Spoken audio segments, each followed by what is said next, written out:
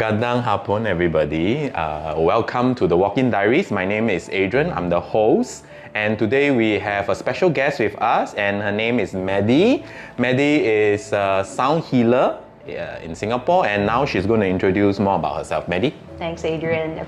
Hi, everyone. Good afternoon. My name is Maddie Bandera. I'm a wellness entrepreneur here in Singapore. I founded Concentric Circles of Healing, which is my own conscious business company, as well as the Sound Healing Association here in Singapore. I am a sound healer and energy healer, and I do yoga and meditation as well. And yeah, it's been quite a journey so far. Thank you for the opportunity to share my story. You're always welcome. And so, we are all curious. How did you actually start all this? I mean, your journey through spirituality. How did you start? I hope we have time for this because it's a long story. Of course, please. So it has not been linear. I get this question a lot. And reflecting on it, many years ago, before I turned 29, way before I met you, I actually was already told that I will go into my spiritual path. So a colleague of mine, a dear friend, did my Chinese numerology, my Batsi reading. And at that time, I was building my career. I was really still climbing the corporate ladder. I never believed that, okay, by the time you hit your 40s, you're going to get into the spiritual path, and you will leave everything behind. So it's like, okay, fine, yeah, right. Fast forward 3 years after that, I met another, an aunt of my friend. She actually is from a lineage of TCM practitioners here in Singapore. And we were on vacation in Sri Lanka, and she was sitting across me at the breakfast table. She tells me, your third eye is already open. And she says, you're gonna be a healer. People are gonna look for you. Don't charge so much. So I was like, what the? So at that time, I was really like, I was in a way hearing them, but it wasn't coming through to me. At the same time, because I was fearful because I didn't want to see things. At that point, I didn't see anything, but I can sense. Fast forward, when it really came into like, okay, this is going to be serious is when I met you. This is like 2018, 2019, early days. I saw a friend of mine who was a student of yours. And I saw that radiance in her. She was going through something, so I knew that she wasn't that well. But when I saw her, she was like, something about you. I said, did you go to Korea? Did you go to Thailand? What is this glow? And then she said, I've been taking meditation lessons with Adrian. At that time, you were in Tanjung Pagar. Yes. That's when. So I was like, okay, I better meet this guy. And when I got into your space, I felt that energy. And it's as if I felt like, one, I felt welcome. I felt grounded. And then I felt as if it's like a soul calling. Awakened something inside you already. It did, definitely did. And that really got me into the whole journey. But I'll share more as we go along. Sure. So you were saying that during that time, 2018, right? You came to our shop and suddenly you felt the energies, and the energy actually give you a push or a shift. First, it was a groundedness. And then it was a sense of heart opening. It was a very tough time for me at that time. Very dark days, those days for me. Really dark days. I thought those were the time when you're working in your corporate. I was still working corporate. I was actually in Amazon at that time. And then after that, 2020, 2 years after that, I shifted. Before pandemic, I went into Google. That was my last gig. But during that 2 years, it was a really dark period because I was going through a lot of things, personally, professionally as well. And I think it unlocked in me something that connects me deeper to a purpose, that I'm supposed to unravel something. So you're saying that probably what can happen is during that time when you're working with Google, that's the part where you were being unlocked, in a sense that all your gifts comes out, or? So it was one by one actually. Sound was the last gift, the last modality that got unlocked for me. My connection with sound actually started just when I was telling you my reading was done when I was 29. At the same time, over that period, I went to Rishikesh in India. And it was a personal journey for me. That was the time that I got my first ever singing bowl. But I never knew how to use it, nor did I connect purposefully or intentionally with the bowl. It sat on my cupboard for 10 years. And only after I went into the meditation program that you had, that something had been calling me. So it took a good maybe 12 years for me to really understand, because when I started learning, spiritual teachings from you, first we got into meditation, and then eventually we got into the more advanced topics, energy healing and all of those fun stuff, right?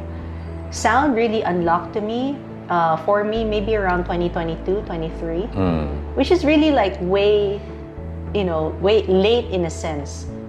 But what I realized, I think I told you this before, is that I understood why sound had to unlock last, because I need to understand the energetics first.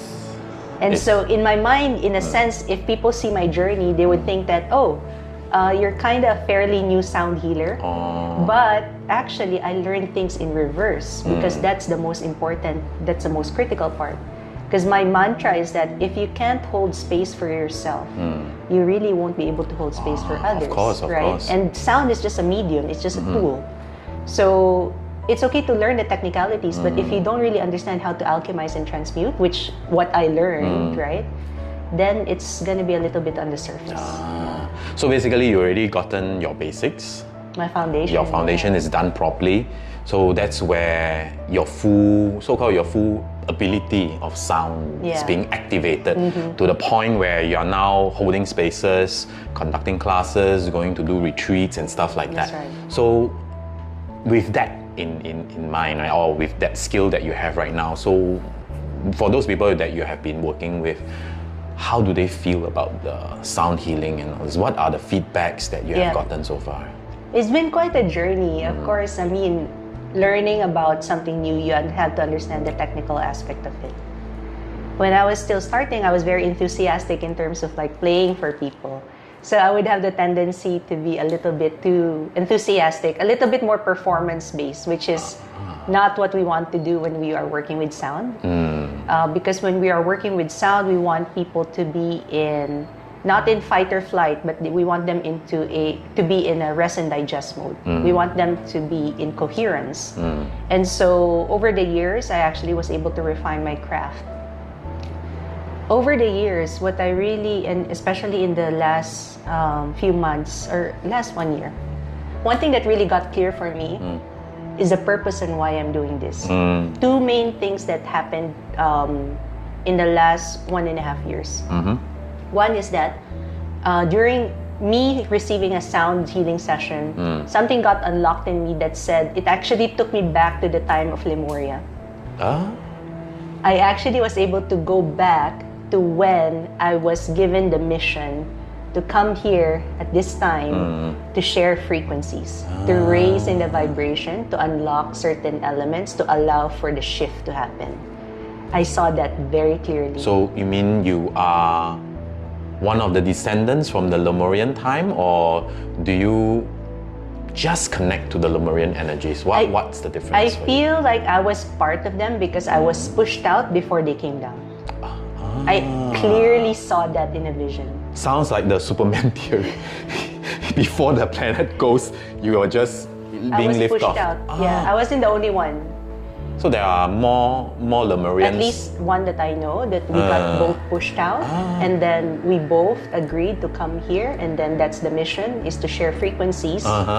And through this, this is our role in this shift, is to share these frequencies to allow people, this is the second part, to activate their hearts in order for them to come back to their true authentic essence and awaken. That's very interesting. So it was very interesting. Very interesting. Very deep, very interesting. It's almost like you are telling me that when you have done this meditation, or kind of a past life meditation. It was a sound healing session that I received. I received. I was the one that I was just receiving. Oh, so you were actually receiving it. I was receiving. Then you just I saw that vision. It's like, this is your mission. So you just connect. So you just connect with the energy. Exactly. And you actually saw part of your, in a sense, your soul facet? I don't know what perhaps you call it. One of your soul facets being pushed out from the Lemurian time. Okay. Then right now, can I just say that you are connected to the Lemurian energies, and you are now using what you were given to actually help humankind to actually activate Yes. their heart chakra. So That's let's just right. put it this way. Exactly. So that more people can open up their heart to actually understand and allow them to receive more of the divinity Exactly. to come in and allow them to awaken Exactly. further, if I'm putting it correctly. On point. On point. Okay. And that's been the feedback, back to your question, right? That has been the feedback in the sound journeys that I've had, because either people feel like they're, for lack of a better word, their kundalini is rising. And at the same time, a lot of people would say that they feel so much more connected in their hearts, as if something had broken open within them. So basically you unlock them. Unlock them. That's so beautiful. So let's just put it this way. If you are looking at this part of their connection and their evolution, so how is it going to be like for those people who are now on their journey? What do you suggest for them to do? I mean, as in a sense, do they need to go for a sound healing, a sound bath, or all these Right. things in order to open up, or can they do something else, or how should they connect with their own divinity? What would you put for this? Great question. The reason why I name my company Concentric is because I never believe there's only one modality for people. And wherever you are in your season of life, I feel like you need to first and foremost quiet down and understand and intuit what is it that connects with you. What modality is it that will help you to connect deeper to that intelligence within your body, as well as the intelligence of the divine that's available and accessible for all of us.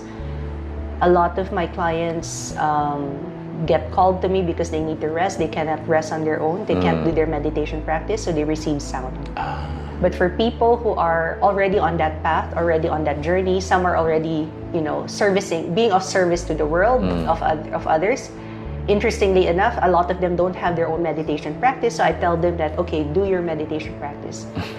Some people awaken through, something else, more active stuff, running, whatever it is that helps them to connect to their own authentic self first. I think there's no one way to do it. Yeah, Right? that's true. And it's really something that folks need to learn, is to quiet down, and that discernment, as you always talk about before. So basically quiet down and ground. Exactly. So put it this way, okay? So you're saying that people need to ground themselves to feel more of themselves? Connect with nature. That's something that I think is super accessible. I've okay. been spending a lot of time out in nature. That's something that people can do as well. I believe so. And also right now when we are talking about you want to ground yourself, but then there's always one thing that comes into everyone's mind when guys or people like us who are doing spiritual work. How are we treating ourselves, as in a sense, emotionally, mentally, and financially? Right. Is this work, spirituality work, you call it sound bath meditation, energetic work, how is it treating us right now? I mean, for your case, how is it treating you? Okay. No, great. It's a valid question, especially if we're living in a city like Singapore, which is so Precisely. expensive, the most Yes, expensive in yes. the world, right? It's interesting to see, actually. One is that what I observed in my journey, everything had to happen in order for me to arrive to where I am. So the foundation that I built 20 years in corporate really helped me, not just from a resources perspective, but from a maturity perspective, to hold, whatever truth that I feel is true for me right now, concretely and in a grounded fashion. My resilience and I would say my belief in what we do is strengthened as well, because the universe always provides. Precisely. Always, Yes, always. yeah. I've been caught dumbfounded many times. That it's like your worries will come, right? Course, it's like, course. how can I afford this trip? Or Spirit is asking me to go to China. I just came back from India. It's like, it doesn't make sense. Yes. And something in me just tells me, like, go. And you go there and you have a beautiful time. You don't worry about the finances because you are provided. You really, truly are provided. It's hard to explain it to somebody who's still stuck in that Like mindset. lack mindset, in that fear mentality, and you're still running those loops and programmings. So you really need to be able to work through it and break through it in order for you to appreciate the infinite abundance. And I'm saying this as a reminder for us as well. Yes, of course, To definitely. always acknowledge and be grateful for the infinite abundance that we have. Thank you. Of course, I cannot compare how it was when I was in corporate because, Of course. that was a very different way of living. Resources wise was like fantastic. It's like the best ever. However, think about your abundance in resources not just from a monetary perspective and financial, but also from a growth and physical, mental, emotional well-being as well. On one hand, your resources is high, but you're depleted, right? Your soul is depleted. So here it's like you then have a choice to balance it out. Okay, that sounds fair, and I guess probably that's why a lot of people is wondering whether to really set themselves into full-time spiritual work or not. Yeah. But then, like you mentioned, the more you are fearful about it, the more you are set in your own lack mindset or the loop that is running. That's the part that's stopping a lot of people, if I believe so, that, to come into spiritual work. But of course, we are not talking about running a business and all this stuff, unless I guess you are really ready to do so. To let go, or we call it, you have a mission like yourself, so that you can really explore yourself based on your trust with the universe and the energies that's all around you, to actually play your part in this evolution, in this awakening era. That's what we call it. Of course, then the other time we were also discussing about the fire year, or the 九子离火 in 八字, saying that this is the time where spiritual work is going to flourish. So that's why I guess a lot of people are coming into a spiritual trade, whether it's to start off to become a healer or to even become a meditation facilitator. My take here will be, I will encourage people, if you feel that that's your calling, don't jump into it first, but we come to a point to understand that first you find someone that you trust, get a facilitator that you can resonate with, probably like Maddie, who is doing sound healing. Try something and see whether it fits you at this very moment. If it doesn't, then stop. Then just go back to your corporate life, live your corporate life until to the point that you feel that you can no longer stand your corporate life anymore. Then probably you want to explore further. I guess that's the message that we want to address. And of course, with everything that's happening, does your work actually have people who would so-called misunderstand how you operate and the things that you do? Is it real? Are you really connecting to the energies, or are you just basically by your own ego or stuff like that? So what do you think about that? Of course, there will be always skeptics. Even amongst our closest knit circle, we have those skeptics. But what I realized early on is that, one, we respect each other's opinions. Everybody is entitled to their own opinion. Of course. And secondly is that we work with resonance, right? At the end of the day, we're not each and everybody's cup of tea. Much like what you were saying earlier, that find somebody who resonates with you, because maybe the way that I do things doesn't resonate with people, and therefore will trigger something in them that will trigger their skepticism. Yes. But that's their journey, and I have my own journey too. So yes, there are a lot of people who had been skeptics, doubters. There had been people who doubted me initially and then circled back, right? But there are also a lot of people who just fell off the the circle, and that's just the way that our journey is, right? Because at the end of the day, whoever goes through us, for as long as they would, and for as long as we resonate with each other, we will be in this journey together. So definitely, you basically get to develop a sense of understanding that respect, as well as continue to be self-encouraged, because you cannot bank on accolades for people for the work that you're doing. Of course. So back to one more question, okay? Have you ever encountered things or situations, let's say for example, when you go for your mission journey, that things doesn't turn out to be what is expected? And any kind of this experience? Oh, a lot. Maybe you would like to share? Yeah, where do I even begin? Something more recent, more significant in that part. Yeah, that's sure. right. fire horse year. The end of snake and the beginning of fire horse has been a very difficult period.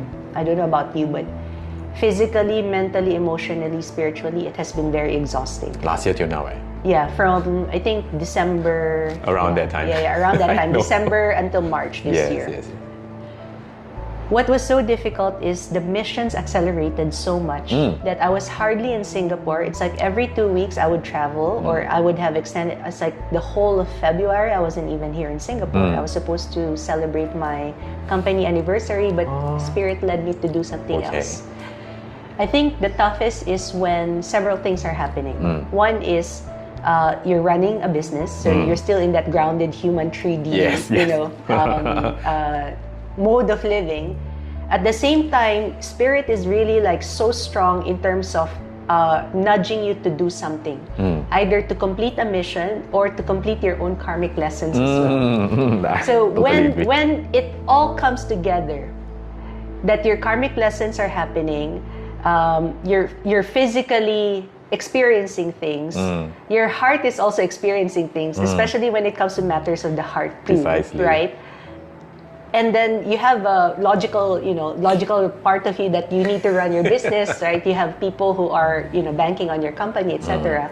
It's like, where do you place yourself? You cannot be in multiple places, but you actually can. So the trick is actually the art of finding the balance, first and foremost.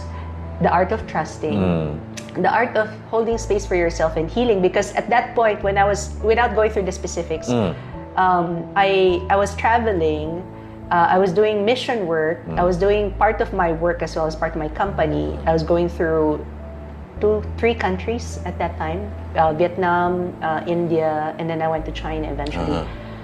I had accidents. Physical accidents? Oh my, okay. Right? So I fell off a motorbike. I got some burns. I got bee stings. I got insect stings and whatever. So How did you manage all this? Exactly my point. It's like, how do you manage all of this to stay sane? Stay sane. Yes. The protocols help. Our meditation protocol definitely helps. Doing the calling upon spirit guides definitely help. Calling upon divine definitely helps. And I think having that time to reflect each and every time, what is the lesson that's being taught? Precisely. What is the lesson that's being taught? And I had to sit with that with a lot of self-candor, honesty, authenticity, making sure to check in with my spiritual and physical ego as well, because where am I coming from? Yes. Right? From this understanding and from this line of questioning. And I'm coming from victimhood, right? Am I coming from a sense of space that I'm really truly wanting to understand what is the karmic lesson so that I don't repeat it and carry it forward? Yes, of course. And what am I bringing to the table with everybody else who's affected by my experiences? So it's not just your own karma, right? It's not just, that's the thing that I think as you go more into this, right? And I understand now why you're saying that this is not for everybody, right?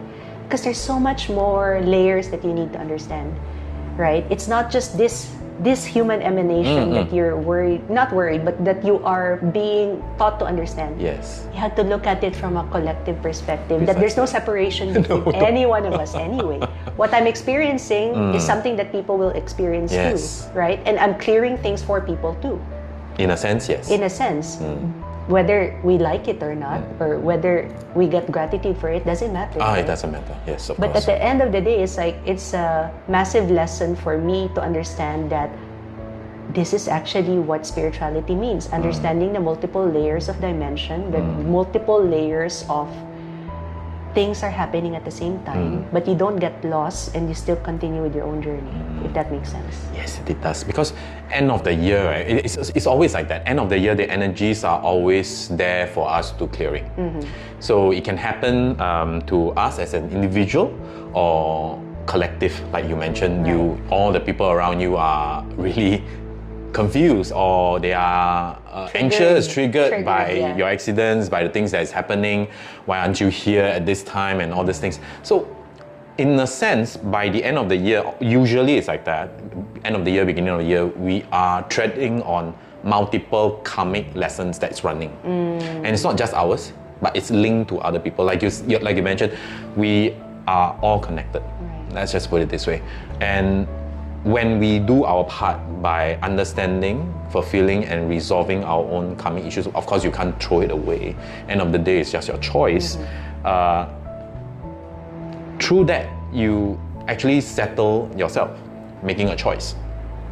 Then after that, it depends on the individual that's interacting with you. Right. Whether they are going to make a choice. Because that's how you are assisting them to shift. But then they can make a choice whether to shift higher or to not shift at all. In a sense. So for us, we may break ties, we may release relationships, we may even end certain careers and certain paths that we are on in order for us to shift further and to raise our awareness higher so that we can actually see what is actually going on. Right. Probably that's what you might be experiencing during that period of time. That's true. Where there's a lot of things going on, relationships that is weak, maybe no more, or relationship that has been not so weak but okay, suddenly strengthened. Right. So these are the parts where karmic lessons are being played out. But it doesn't mean good or bad. Like I always say, it's always about balancing off, like what you mentioned just now. So with this right now, the path that you are on right now, what is the advice that you have for those people who are drawn to this path? How should they approach this path of spirituality? I would say with honesty. I'm seeing a huge shift. So coming from, again, the tech world, there's a huge shift in terms of AI's, Of course. changing the way that we do things, and the way that work in the future is going to be done is changing so rapidly. I was just listening to a podcast yesterday, and basically they're saying in the next 1 to 2 years, massive shifts can be expected, massive reorganizations, downsizing, right? And it's already happening. A lot of people will come out of that wanting to do something else because they'll be burned out. So don't just jump into spirituality or wellness just because you think that's the trend. I think it's important for people to do their own groundwork first. Precisely. Very important to make sure that first they connect with the practices that they will want to invest time in, to study, to learn, and to connect with people who'd walked the path already as well. But a lot of people also, I feel like they're already on the fence. They know they're still supposed to be doing something, but they just need a gentle push, a gentle nudge. And a lot of my clients that I meet recently are actually on that path. People who already learned certain practices on energy healing, done yoga, maybe dabbling into certain other practices. They're already already 1 foot in, but somehow something's keeping them from pursuing. So for those people, we just need to be the light for them, or push them into the bus, as I would say, right? For some people, because I also believe, right, that this is the time for us who have missions to step up to that mission and to do our part, our role to assist. So if you are on that path, don't hesitate, because there are already people who'd walk the path ahead of you. Of course. So that being said, what Maddie is saying is, of course, for those of you who are already on this path or halfway through or just stepping yourself in, see where do you want to go from there. Then from there, choose something that you're most comfortable with. Then from there, of course, you will want to see whether the teacher, the facilitator actually resonates with you, the modality that you have chosen, whether resonates with you or not. Because like we both mentioned before, not all modalities suit everybody. But of course, if you are willing to go deeper, then of course you will have to have a good facilitator like Maddie herself. She has went through missions. She has went through a lot of self-work. Spirituality is basically all about self-work. We have nothing to do with work on other people. Most of the time we are just working on ourselves based on what we have, based on what other experience that we have. We can only do so much by just advising, giving a sense of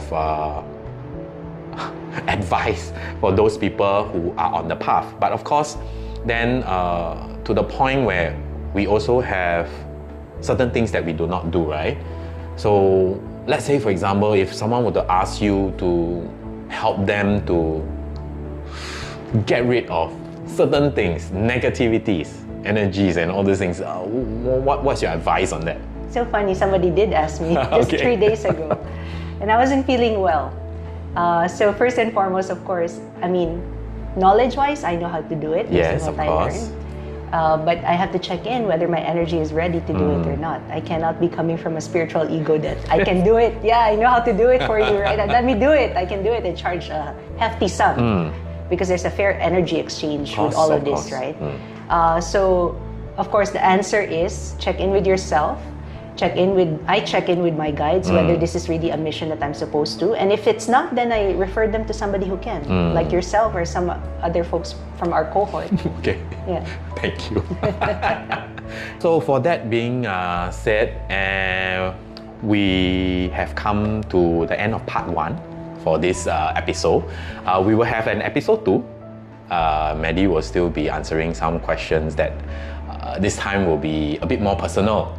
So I hope that you all have enjoyed the first episode for us to have a special guest to come in, and we will hope to see you soon. Take care of yourself. Bye-bye.